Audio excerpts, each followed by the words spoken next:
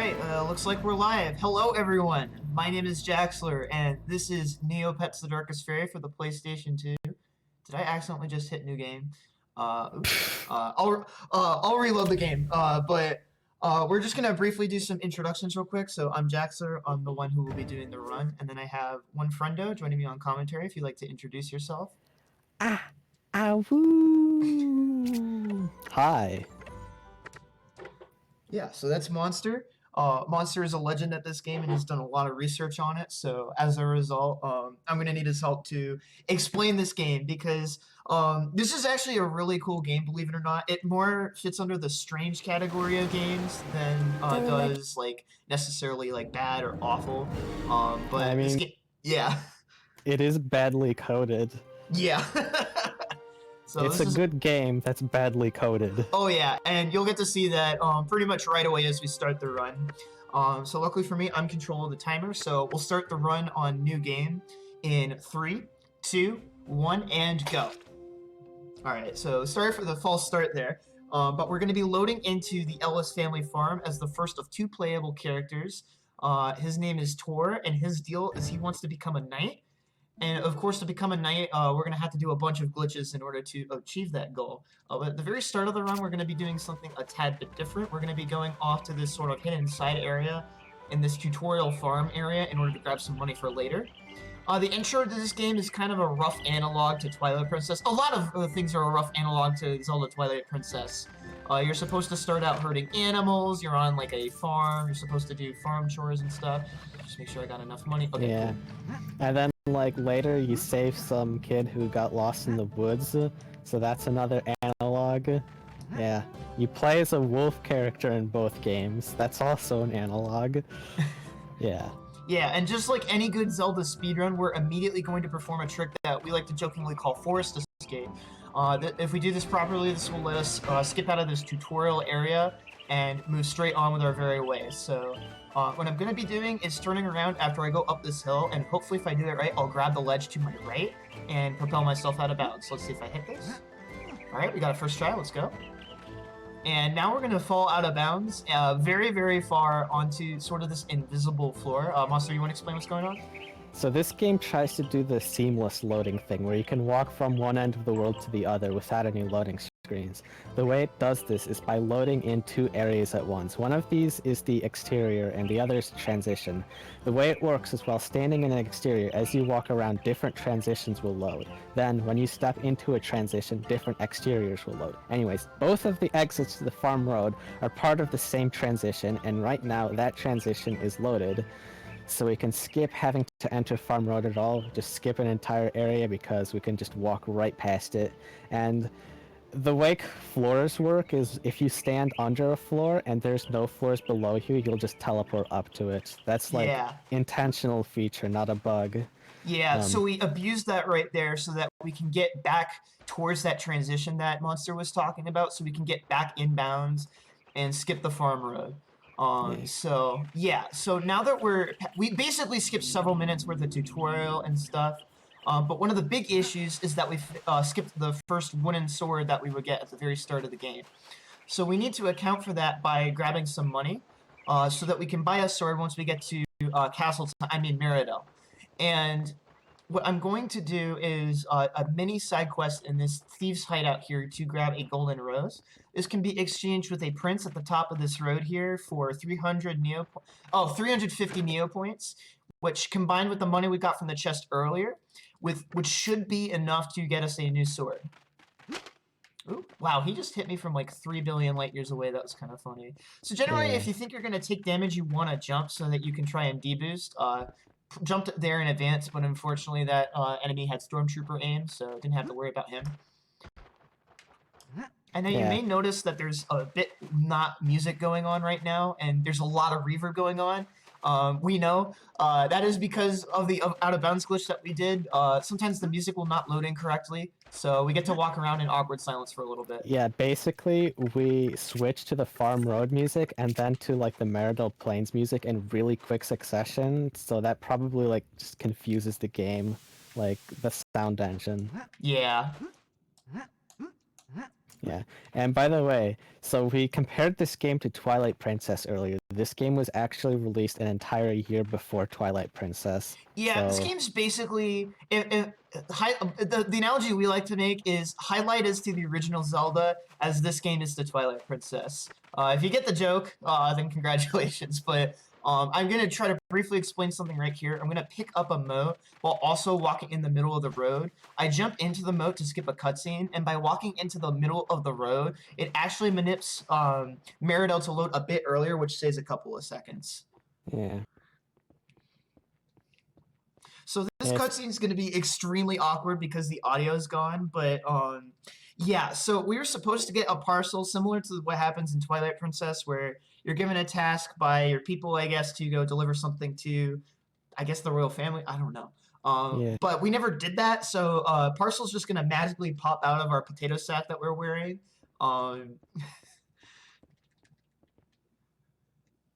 Munster, you were about to say something. I didn't mean to interrupt you. Oh yeah, the reason that he went in the middle of the road is because it's specifically like it's just the shape of the loading trigger is the reason for that. Yeah, it's really bizarre. So unfortunately, we have to do this mandatory chase sequence. We want to go buy a sword right now, but we can't because until we do this sequence, all of the shops are closed for some reason. And right here, you'll get to see me go for what's called a text jump if you want to explain what's here. So basically, in order to jump, you don't actually need to be on the ground. All you need is to have like a standing state, and if you talk to someone and then quickly cancel that text box, you'll end up in a standing state. And you can do that while jumping, so you can jump twice. And if you do it correctly, you can actually stack the forward speed you get from those jumps. So you go at double speed for a little bit. Yep, so now that we saw that full motion video cutscene that unfortunately we have to skip because this is a speed run, all of our audio loads back in, which is pretty great. Alright, so depending on like how quickly you get to Meridel, different villagers can be in different spots, which can affect where you can go for text jumps. What I'm doing right now is running over to the Meridel Armory so I can buy that sword that I mentioned.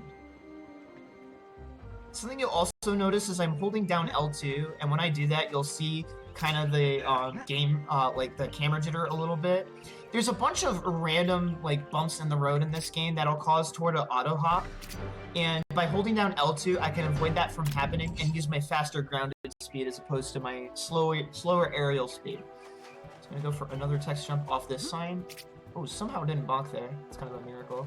That one's really tricky to hit. You could have done a double text jump there. That would have been awesome. But I would have gone flying off into the town square. Yeah, but swag is more important than speed. Fair. Oh, you of all people should know that. I know. Alright, so now we're going to go into the arena here in town, and the reason we're doing this is twofold. The first fight we complete will award us with a shield, which is required to beat the game. This is just the fastest place to go acquire a shield. So, this first fight is kind of random. He's either going to poke me with his saber like he's trying to roast a marshmallow over a campfire, or he's gonna do like sort of like he's conducting an orchestra. So that's the skewer poke, that's what we want. There's another one, and we got pretty good luck there. You also saw that we put the leaf mote that we got earlier on our sword. Those provide elemental buffs to your gear, so if it's kind of like opposites attract and likes repel. So earth will resist earth, but it will beat wind. So some of the enemies are weak to earth, so we're going to be using that in order to mow down some of the enemies here a bit quickly compared to what's usually expected of us. Okay, just making sure. Got some random pings from people, so. Alright, so can you explain shield canceling for me, Monster? So basically, when you do a 3-hit combo, after you're done with it, it takes like some time before you can do another one, but if you hold up your shield, you can do it faster. And that makes the fight go a lot faster. Yeah, you can actually attack so quickly that you prevent the enemy from leaving their damage animation, which allows you to stun lock some enemies. So yeah, this is the Sludgy. The Sludgy is the most annoying out of all the arena fights. We're doing the rest of these fights for money, which we'll explain what we're using the money for a bit later when it's a bit more important. But I'm going to go for a 3-hit combo on this guy and then react to whatever attacks he goes for, and then I'll try to explain what I'm doing.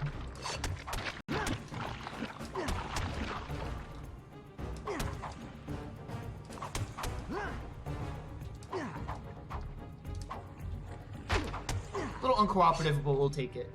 So what you do there is you try to sidestep the overhead slams so that you don't get frozen and can go for a free 3-hit combo, but it's a little random how he reacts to your attacks. So I kind of had to play that one by ear, so I apologize for not saying much.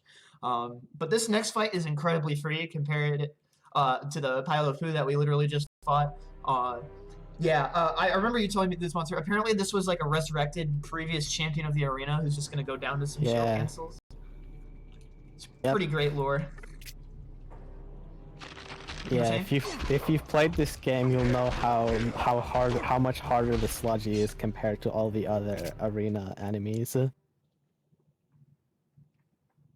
Yeah, and additionally, you also see us threaten the old arena lately with our sword between each encounter. So sometimes the camera can actually flip on you between fights. So if we attack, it'll always move us towards the lady so that we can talk to her faster. Yeah, often in between fights, my camera is like in the South Pole for no reason. Yeah, it's really random. Alright, so for this enemy, I'm actually not going to shield cancel because if we're not frame perfect with it, this enemy will actually block our attacks. So I bait it into attacking, so that way I can remain safe. And then when we're hit, and we're good to go. It's like a 10-20 arena, not bad. So yeah, after a bit of a detour into the arena, now we're going to get to do some more fun stuff. Oops, I turned my camera by accident. So we're going to get a ton of money from doing all of these arena fights, which are immediately going to spend on 2 types of consumables. The main one are going to be these green potions that you'll see called Potions of Nirka Speed. They make you run so fast that all the time we spent in the arena is saved by the amount of time that these potions will save us in movement. So 1, 2, 3, 4, 5, 6. And then by what I promise is not a Red Bull potion, that is a potion of power, but that one won't be important until towards the end of the run for a later encounter. So basically, later there's going to be like a river walk thing that's gonna happen. So if you fall into that river, you'll drown, and the reason is the way this works is that rivers are actually a special kind of floor, and the way this floor works is that when you're within 0.08 feet of it, you drown. However, you can actually stand on a floor if you're within 0.1 feet of it. So there's a very narrow 0.02 foot window where you can be standing on a floor, but above the trigger where you like die. So you're just like slightly hovering just a little bit above the death trigger. Yeah, so what I'm going to be doing to abuse this property is I'm going to be trying to time a vertical sword strike on the proper frame so that I can get Tor within this 0.2 feet window. So let's see if I get this. That was a bit early. This might take me a couple of tries. Maybe you should pause buffer it. Maybe I should just hit the trick. Third try, we'll take it. Alright, so now that we're out of bounds, you'll see me use the first of my potions, and you'll get to see exactly how fast we're going. Monster, I'm just going to leave this bit to you to explain what's going on here with the triggers. So we were just in an exterior. Now we're just going to hit like a little loading trigger. This will load the transition, the cog ham transition. So I'm going to hit that right about now. Alright, at this point the cog ham transition is loaded, so now we're just gonna walk all the way over there. The transition is actually not activated, so we can literally run right through the loading trigger, and nothing will happen until we actually touch the transition, so that's gonna come up soon. And then immediately after he touches the transition, he's gonna wait for cog ham steps to load, and then walk onto the bit of cog ham steps that just loaded. So you'll see like a little platform show up. That's cog ham steps loading, and then we can, at this point, the trigger that loads the abandoned mines is there, so we can go in. Okay. And we are now in the abandoned mines. Yeah, so the whole purpose of the sequence break, this is an area that is normally accessed in the 3rd act of the game. Oh, we got money drops too. Okay, that will actually save us a bunch of time later on. That will allow us to buy another speed potion actually, which is really nice. So that will save us maybe like 5 seconds later on. But anywho, this game's broken up into 4 acts. We're in the first act right now, but we sequence break to an area in Act 3 where we're supposed to have both characters saving the Kagan villagers from the Ixie again. This is supposed to be the second time we do it, but we're only going to have to do it once as a result. I'm going to do a bit of a jump over here to this pink crystal. These have rare drops in them. Holy smokes, we have a lot of money at our disposal now. This is actually kind of interesting. Maybe I'll get 2 potions, or 3 at the very end of the run. I don't know where I'll use them all, but we'll see. Anywho, so what we're going to do is a bit of a trick to sort of skip the sequence where we're supposed to save the entire village by just saving the mayor. So we're going to take these minecart tracks over to where sort of the boss platform is. You can just jump right through them too. That's just a quirk of their hitbox. You can actually do a damage boost off of these carts and do like a swag strat where you jump over the lava, but that's like super risky and you can end up game over. Yeah, so I'm going to be going for another shield cancel based stun lock on this one. This one's much trickier than some of the other ones that you saw, because if I'm too slow, the boss will jump up in the air and start an attack, and then it can get a little hairy from there. Yeah, the Ixie Chieftain is basically a giant pushover though. Like, they're not very difficult to defeat. Alright, got it, cool.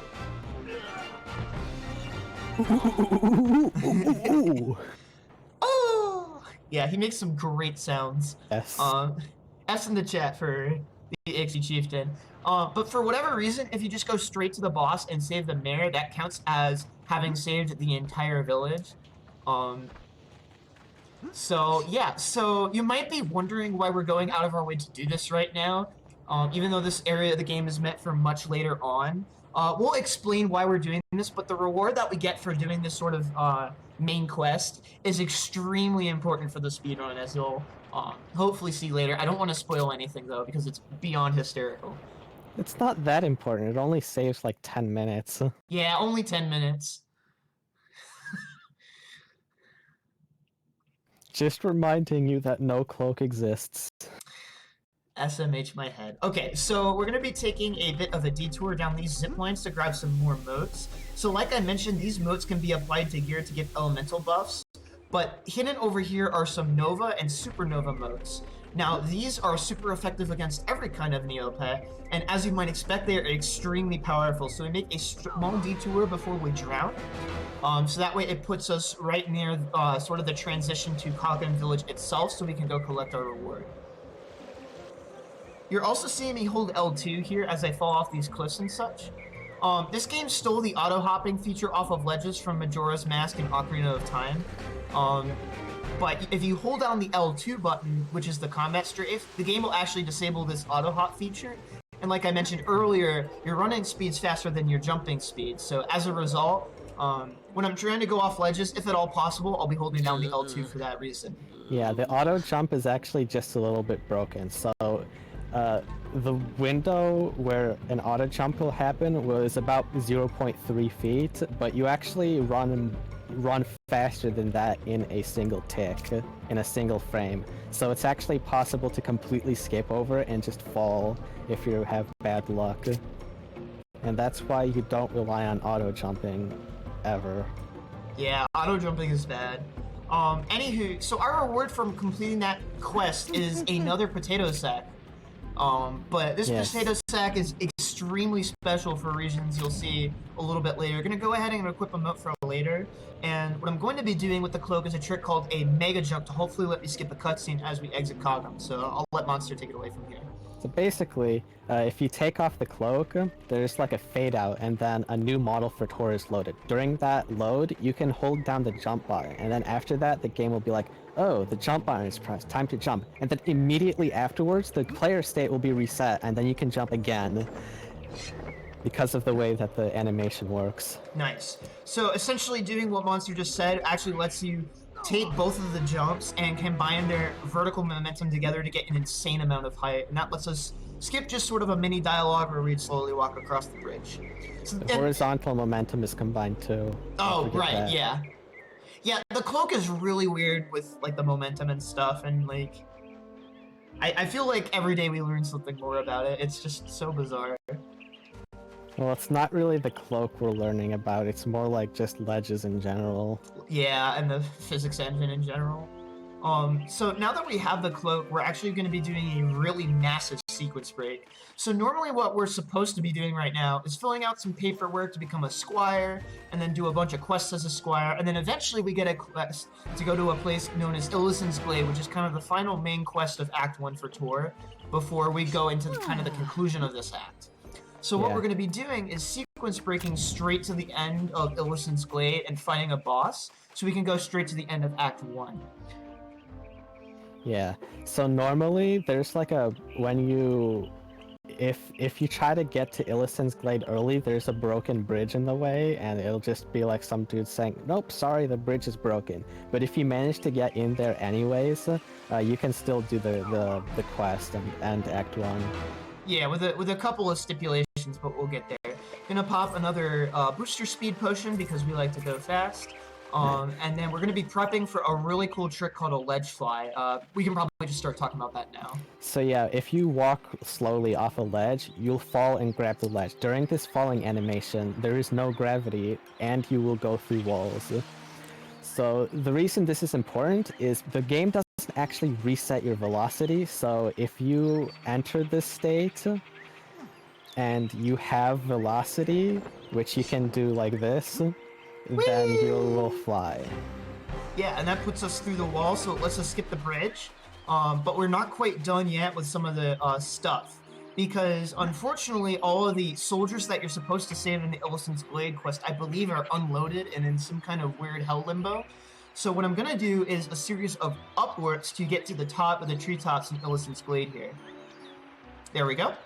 Pretty good. So it turns out that the platforms for the treetops extend just enough out of bounds for the game to give us an upwarp up here. And then I can fall down from here, conserve a little more of our speed, and we're good to go.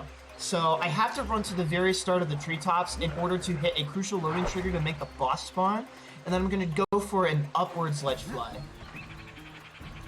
So let's see if I hit this.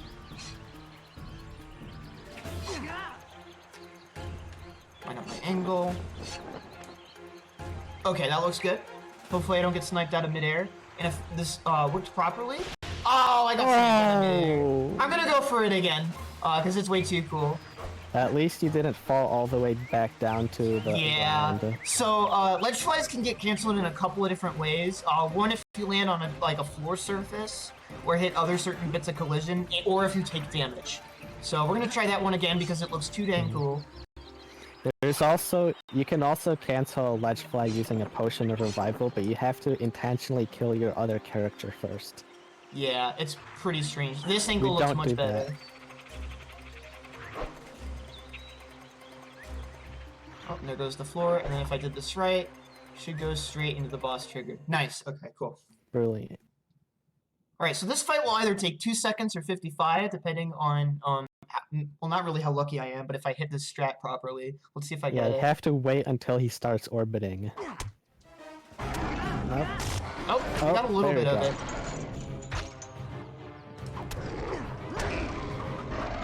Okay, it's gonna go into the second phase, quote unquote, which is like, Tor is like knocked back in a metal suit of armor that we didn't acquire because we skipped things. Oops. So we'll hopefully be cleaning up this boss fight soon. Nice. Okay, that was actually pretty decent. You can just like insta-kill the boss if you get a good enough of a multi-hit. It's some weird interaction with the sidestepping move of the boss that will just cause it to evaporate its life bar in a couple of frames, but there we go. Yeah, so at this point, everything will kind of become a little bit dark. This is kind of like the Twilight in Twilight Princess. You know, it makes all the characters go cray-cray. So, yeah, at this point, you know, darkness is spread everywhere. Yeah. It's just like the, oh shit, everything's bad moment. Yeah, so at this point in the run, what we're trying to do is we're actually going to be looking for a pickup here. We'll take the Speckle Neg, that'll do. For whatever reason, hitting that cutscene will actually lose our ability to ledge fly, so as a result, we have to grab that in order to continue. It's really bizarre, But now we're going to actually be setting up for a okay, tour if you'd like to let's fly. Thank you. We'll just be briefly going out of bounds. Well, not actually briefly, but quickly rather be going out of bounds for a wrong warp, if you want to explain. So, normally there's two ways to get to gain access to the castle. You either go through the ancient sewers, or you can like become a squire.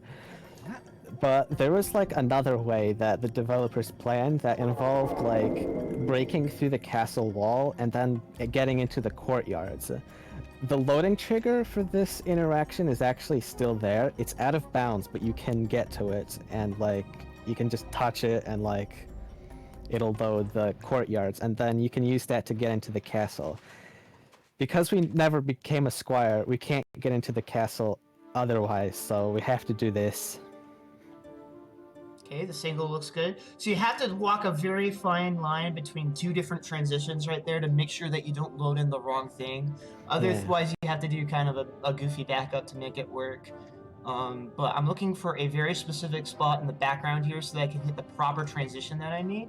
And if I did everything right, I can walk to the loading trigger, pause the game, put on my cloak, and then decloak, and that'll load me back in. The cloaking part is just to be able to see. The reason you take off the cloak is because the screen fades out. It doesn't unfade, so the cloak has a fade, and that will reset our ability to actually see things.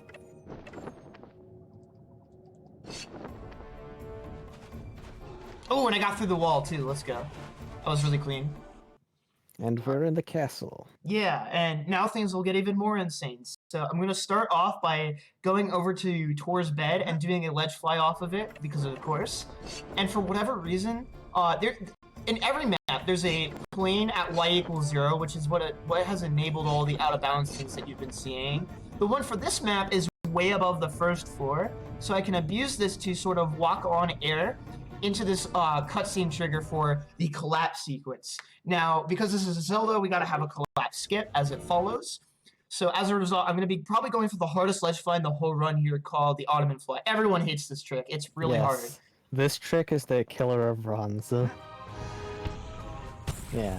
I should mention, the transition for the castle, there's like a floor, just like, it's really tiny, it's way off in the distance, and it's invisible. No idea why it's there, but it exists. Yeah, out of bounds is a mess. And oh, where's the cutscene trigger? Please, thank you. All right, Yeah. I'm not used to going the other side of the trigger, so that will do though. All right, cool. All right, so now we've made it all the way over to Act 2, so now we're actually going to be taking control of another character named Roberta. So she is the niece of the King of Brightville, if you're familiar with the Neopets lore, and she wants to be a sorcerer when she grows up, but she is being strong-armed into being an ambassador, and we're not going to have any of that. So we're going to go around and look for reagents to create a wand, because we left ours at home. I'm not even kidding. So here's a Stone of Illumination for our wand core. So unfortunately for us, between the characters will reunite at Act 3, which will be in another few minutes or so. But our cloak doesn't carry over between characters until we get to Act 3. So as a result, we're kind of even if we had the cloak, we can't really use any of its properties to do any cool skips here, except for one like minor movement thing during the magical staircase, and even then that's like a small time saver. So as a result, this is a bit of a walking sim for a little bit, but this is a really good time to like talk about the movement stuff. But we're just gonna chill for a little bit while I climb this tree very expertly. So while Jaxler is doing this, I'm gonna talk about the game's physics, because this game is like has some weird stuff in the code. So normally, let's say you're going at 1 feet per second. So what you do is every frame you move at 1/30th of that 1 foot per second, 1/30th of a foot every frame, because 1/30th is the frame rate. Unfortunately, this game is actually 60 frames per second, so this runs at double speed. So yeah, that's like a minor mistake. Yeah, the physics runs at double speed in this game. Yeah. Luckily the game is like built around this, but it's still kind of funny to think about. Like, Yeah. Yeah, this game is kind of like Space Station 13 in that it's kind of badly coded. So luckily for us, since this character is the niece of the King of Brightvale, we have a bit of a thicker wallet than Grand Life Savings total of 0 Neo points. So what I'm going to be able to do is buy 2 potions of Miracle Speed right at the start here from this vendor, who's conveniently placed. I'm going to equip them, but not use them quite yet because we're going to do a spellcasting tutorial in a little bit here, and we would just be wasting some of the time of the potion. So as a result, I'm going to jump and grab this light mote. Something we didn't really mention is that we need one of each mote element for a puzzle at the very end of the run. So I'm going a little bit out of my way to grab some of those. Yeah, so because of this double speed physics thing, this game uses like feet and like stuff as its units. The gravity is set to 32, which is supposed to be what real gravity is, but remember, the physics runs at double speed, so that means that gravity would be 4 times as powerful. So the developers are like, hey, this is a bit powerful, so they introduced this thing called a gravity multiplier. It's normally set to 1, but whenever you jump, it temporarily gets set to 0.3. So it's like 0.3 of 4 times normal gravity is what this gravity in this game is. Yeah. This is actually important for certain kinds of ledge flies because the gravity doesn't get set to 0.3 until the frame after you jump. So that means that since ledge flies, the jump state only lasts for like 1 frame, like less than that actually, the gravity is never set by the jump. By the jump. So that means we have to have the gravity set to the appropriate value so we get the correct angle. Yeah. And the way you do that is if you jump and land, the gravity becomes 1. If you jump and grab a ledge or interact with the text box, the gravity stays at 0.3, and you can use that to get upward angle ledge flies. And there was one earlier during the woo yeah, during the section. werewolf section. Yeah. Of course, you managed to find a way to fit that in. So Yeah. we're gonna go over here to grab a storm mote and take a nap, because napping will advance the quest progress. Yes. I suppose. Yeah, the purple at this point the purple clouds have reached Fairyland. Everyone here has gone cray as well, except for you because you have like a special amulet that that makes you not go cray. Yeah, because of plot armor. It's literally plot armor. So at this point in the run, we're kind of just running from mandatory cutscene FMV to mandatory cutscene FMV. This one, we witness Neopet torture, I kid you not, with like a branding iron. It's pretty bad. This is a kid's game. Okay, good. We didn't soft lock with a 1 in a million chance. Yeah, that happened to me during a previous marathon run where, for some strange reason, Roberta got upwarped into a limbo room with 2 locked doors and no way to get out. So that was a fun event. My theory is that Jaxler somehow managed to hit exactly x equals 0, and I'm guessing that there's like a seam in the floor there because like after I looked back at the footage, it was like Roberta was like right at x equals 0 when this happened. Yep, so now you'll be seeing me do some aggressive grunting when I'm pushing these objects. Oh, When no. No, not the Noil. We'll see though. So essentially, if you go between up and upright... okay, he's safe. Okay, barely. good. He's okay. Sorry. We're talking about the lion friend down there. That's a Noil pet, and he's a good lad. But it looks like he'll be fine. He's being a little safe. Yeah, avoid the Noil, I agree. But, okay, so, in order to grunt aggressively like I did there, you just go between up and up right or up left on the stick, and that allows you to push objects faster, so you'll get to really see it right here with some extremely aggressive grunting. Come on, Roberta, you can do it.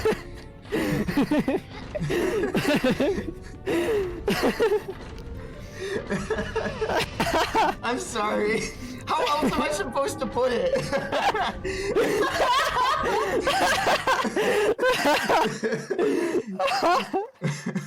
Alright, there we go. So I managed to run up the stairs after doing some more aggressive grunting, and that allowed me to save some time in movement. So during cutscenes, blocking player movement is actually optional, and in this case, blocking player movement doesn't happen, so we can actually move a little bit during the cutscene, and that saves a bit of time. Oh, okay. Thank you, Roberta. Yeah, Roberta likes to get stuck on things sometimes, so... Well, all characters like to get stuck on things sometimes. Yeah, that's fair. Okay, so we're gonna go free our friend from torture. We went through that clock tower a bit to create a distraction, to escape this lady. Well, I mean, to give this lady an escape. We don't have to escape her, she's a friend. But now we're gonna go over here to this point for the game to tell us, oh no, you can't escape from this way. You gotta find a different way. But the game won't if let you us try to advance. if you try to go straight to the endless staircase, it'll just be locked. Yeah. Until it's magically unlocked because plot contrivances. Yeah. So again, we're trying to do that thing where we move a bit when like the fade out happens before a cutscene, just so we can save extra time in movement. That's especially critical when we've got one of these potions of speed fast going, because we're on a timer to make sure we get the most use out of it. That's also why I'm trying really hard to hold down L2, because you go the same jump speed no matter what, whether you have a potion on or not. So if I jump, that's like super duper slow. Alright, so now we're at the endless staircase. So the way that this works is it's a puzzle where you have to follow the way that these statues' hands are pointing to know which way to go up and down. But the pattern is set every time. So if I go just enough down the stairs for the game's lighting, you'll see it flicker, flicker, and then back down. And then I do the loop one more time. And that'll let us skip some of the up and down and around of the staircase.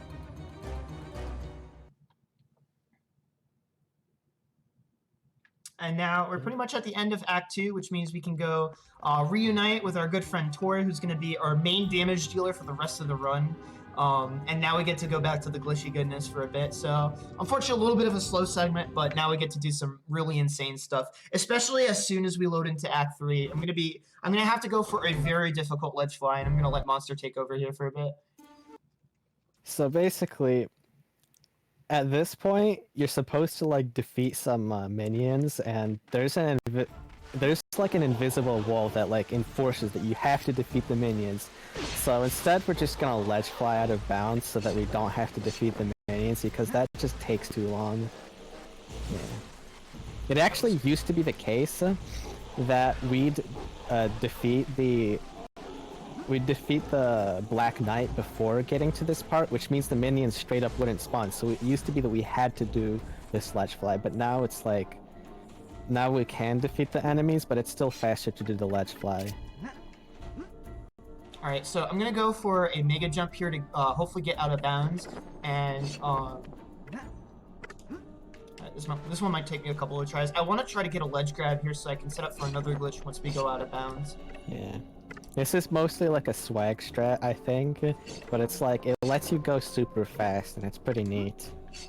And this actually requires a low gravity, so that ledge grab right there prevented the gravity from being reset back to 1. So you see how Tor just fell really slowly walking off that ledge? That means that we have low gravity, and now we can do... We can go really fast. It's great.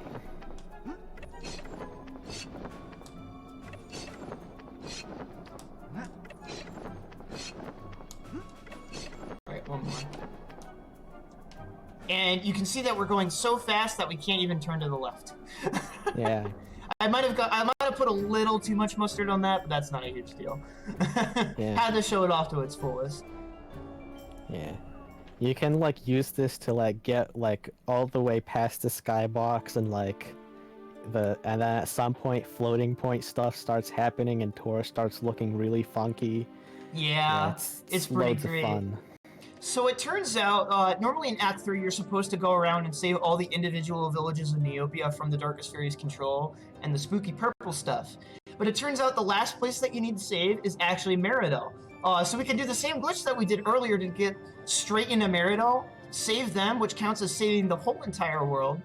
And, okay, oh, this is a little danger. I hope this works. Yeah, and since we were comparing this game to Twilight Princess, let's compare it to Twilight Princess again. So in Twilight Princess, you spend like a chunk of the game trying to get the fused shadows, and then Xant steals the fused shadows from you.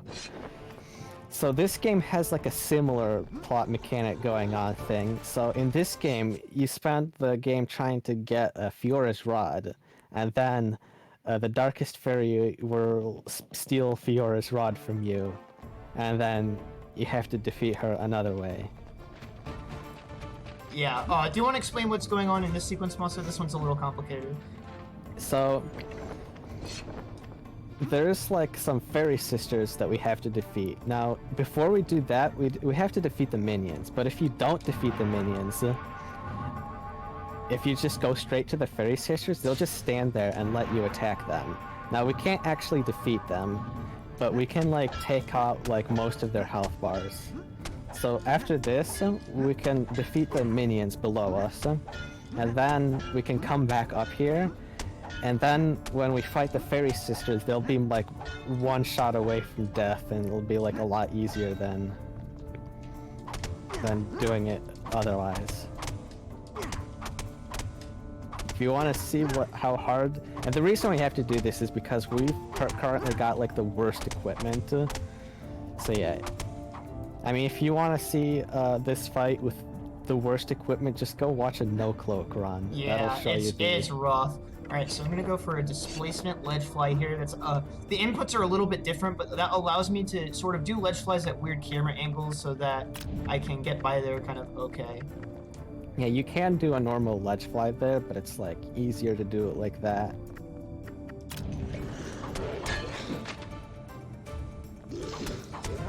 Oh yeah, and Jaxler just popped a potion of power. That makes the attacks like more powerful, and that saves quite a bit of time here.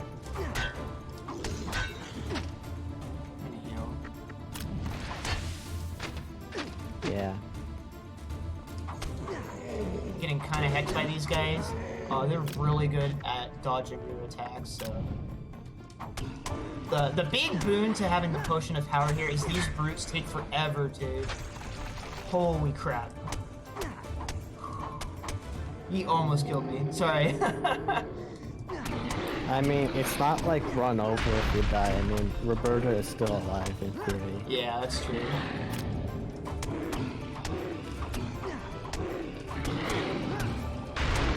Yeah, since nothing that exciting is going on besides a fight, I'll talk about the game's code some more. So it is actually possible for an area to hook into the player's death and prevent it from happening. So this can happen in two places. So if you're in Act 1 and you die in the castle, then you don't die, you just respawn there.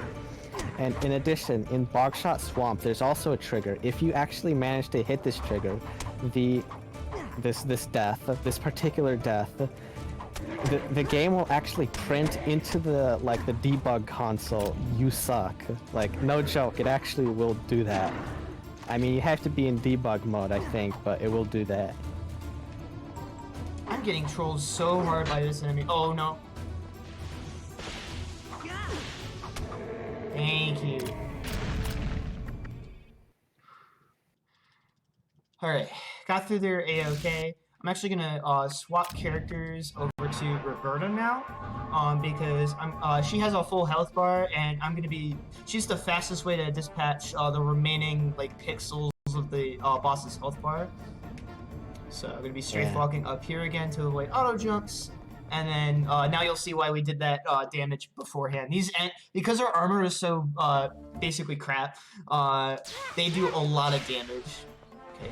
Okay, so if you've ever written code yourself, you might have done the tried and true technique of placing down a printf and just printing out some random bit of information for debugging. There's also instances of that in this game as well. In one particular area, I think it's somewhere in Altadora, if I remember correctly, whenever you stand within a door trigger, the game will print out the ID of the door trigger every single frame, so that's funny. Yeah, there's like a lot of like random stuff like that throughout this game. It's kind of hilarious. So with some of the extra money we've got, holy crap! I have 3 potions. This is hysterical. Yeah, we're gonna. Good luck using all of them. You might need to use one of them during the trial skip, which might actually be really hard. Don't fall into the pit. Yeah, I might wait. Well, I'll probably just do it during the trials, and then I'll burn the last one during the final sort of walking bit with Roberta. Yeah, a lot of stuff actually got removed from this game. There's like a cut area, several cut areas actually, and there's also unused music, which is actually really good music, and they removed it, so that's a disappointment. Yeah, it's all on Monster's YouTube channel, so you might have heard some of the music and be like, oh, this is really great. Monster was able to rip a lot of it and put it on his YouTube channel, so if you check out Monster860 on YouTube, you'll be able to find pretty much all of it. Yeah.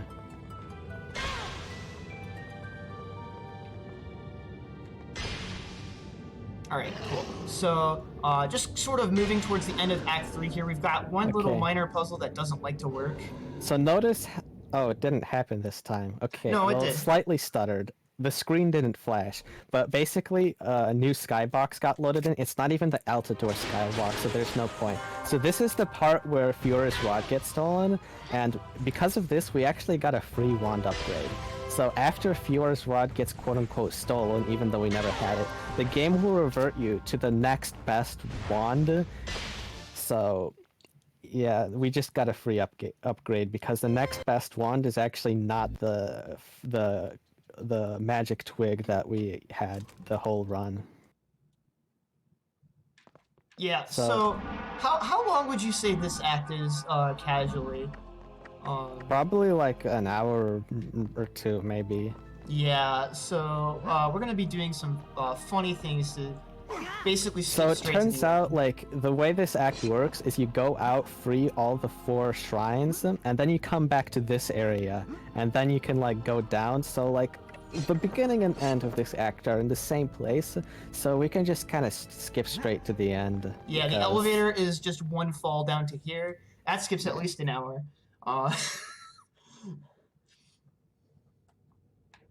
And now we're going to be chilling with the elevator. And like any good Zelda speedrun, this ends off with a trial skip. So there's a bunch of... You should probably pop a potion right after this so that it doesn't go to waste too. Yeah, you're probably correct.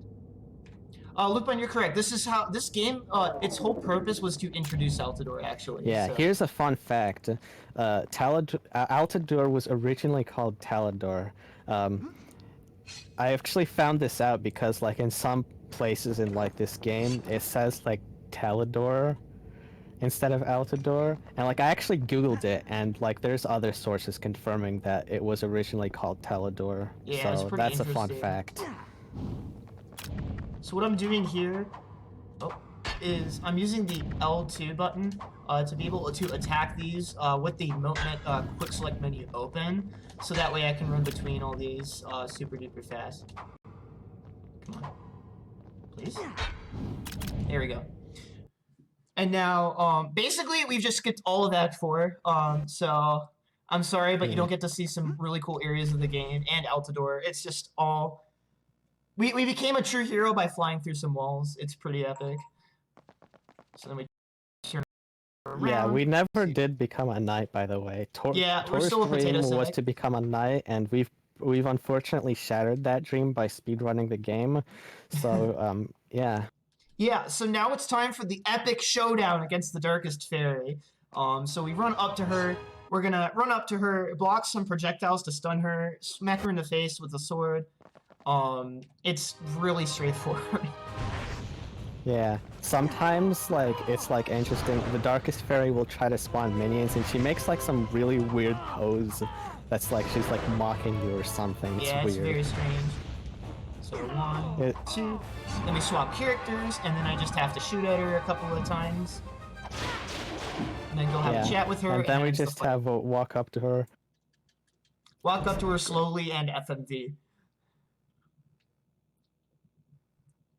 Alright, and we're going to use our last potion right here. We are at the end of the run. This is just a glorified walk to different cutscenes. Yeah, this is where you talk to all the characters and they tell you how like awesome you are and stuff. Yeah. And then like after just- 2 cutscenes, the game is done. Yeah, so we got one more cutscene. Time ends when we lose control over Berta here. And time. All right, that was a mid 48. That's actually really, really good. Is it? So, yeah, I mean, my PB's on 47. Oh, that's nice. Yeah, that's really, really good. Yeah. That could have been a 47 if I made a couple less mistakes. But yeah, that was Neopets the Darkest Faerie any percent. We really hope you enjoy it. I know this marathon is Big Bad Game-a-thon, but we really love speedrunning this game, and it's really fun. This is also a really easy game to get into if you're like new to speedrunning or you want to try something a bit off the beaten path. We have a Discord dedicated just to speedrunning this game, as well as a full tutorial on YouTube if you want to learn some of the beginner strats or learn how to use some of the practice tools that Monster has written for this game. Are you ever gonna update that tutorial? I will update that. I am just busy with GDQ submissions and I'm stressed out of my mind. But yeah, so that's going to be the end of this run. Again, thank you so much, BBG, for having the two of us on for this run. I'm actually going to be the runner for the next game as well. I'll be playing Stuart Little 2 for the PS1, and that is actually a bad game, so look forward to that. But Monster, thank you so much for joining me on the commentary. Yee. And yeah, oh, I should mention SRCom isn't current because I haven't uploaded my PB, but yeah, that was still a really good run. So we're gonna be taking a bit of a break. Oh, I'll quickly mention, if you have any questions for me, or one of us about running the game, just come find us in our Discord or feel free to message me on some of the links down below, and I'd be happy to help you out with learning the game. But yeah, we're gonna be swapping over to Stuart now. I'm gonna be taking a quick break to switch some things on the setup end, and we'll be getting ready to go. All right, see you folks in just a bit. I'll throw it back over to the hosts. Yeah.